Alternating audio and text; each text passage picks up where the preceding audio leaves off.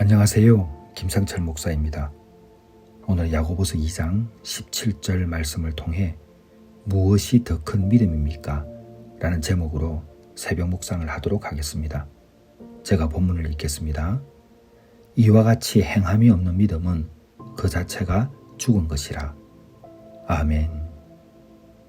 우리는 믿음이 있다, 없다 이런 말을 쉽게 사용합니다. 특히 믿음이 있다라는 말을 한번 생각해 볼까요? 성경이 말하는 믿음은 단순한 고백이나 기대가 아닙니다. 하나님을 얼마나 신뢰하느냐의 문제입니다. 그것이 바로 믿음이라는 것이죠. 우리 베델 회복 공동체의 롤 모델이기도 한 엘리엇 헤프라는 사람이 있습니다. 제가 자주 인용하죠. 그분에게 어떤 사람이 찾아왔습니다.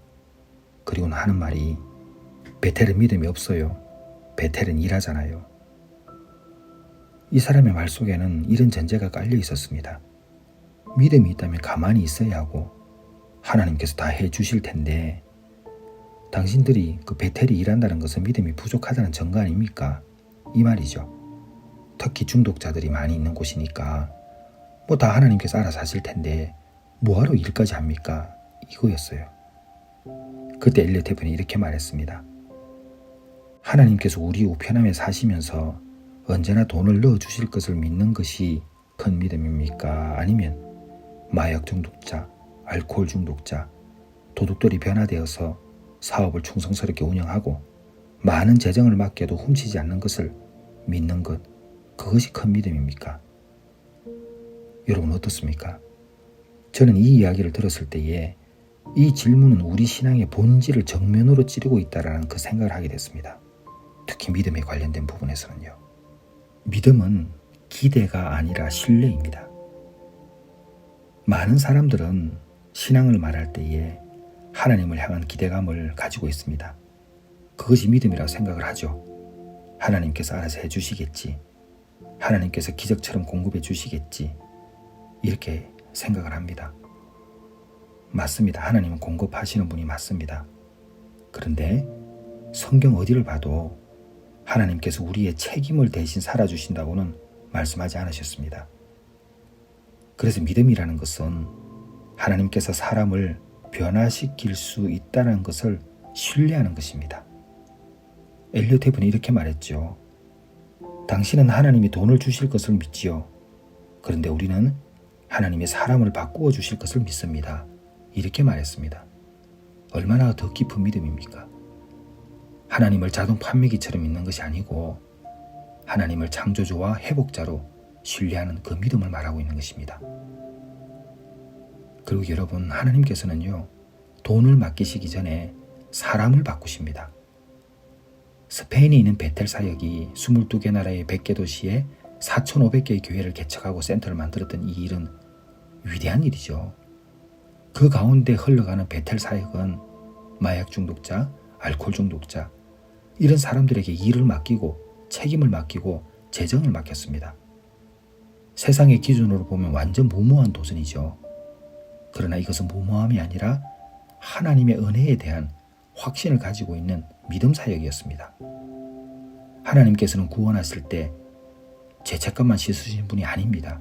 정체성을 바꾸시죠. 중독자는 더 이상 중독자가 아니라 청지기가 됩니다. 물건을 훔치던 손은 나누는 손이 되죠. 그리고 무책임하던 삶은 사명을 감당하는 삶으로 변화됩니다. 이것을 믿는 것이 진짜 믿음인 거죠. 그리고 그때 왔던 사람이 이렇게 질문했거든요. 베텔은 일하잖아요.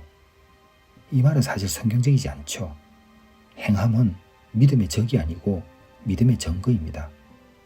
야고보 사도가 뭐라고 그랬습니까? 행함이 없는 믿음은 죽은 믿음이다라고 말했잖아요. 하나님을 믿는다고 하면서 일하지 않고 가만히 있는다는 것은 옳지 않습니다. 일하지 않는 것이 믿음이 아니거든요. 하나님을 신뢰하기 때문에 움직이는 것이 믿음이죠. 베텔은 이렇게 말합니다. 우리는 하나님이 가난한 우리 같은 사람들도 정직하게 돈을 벌 수 있게 하실 것을 믿습니다. 이것은 자기 능력에 대한 믿음이 아니죠. 하나님께서 사람 안에 일하신다는 그 믿음을 말하는 것입니다.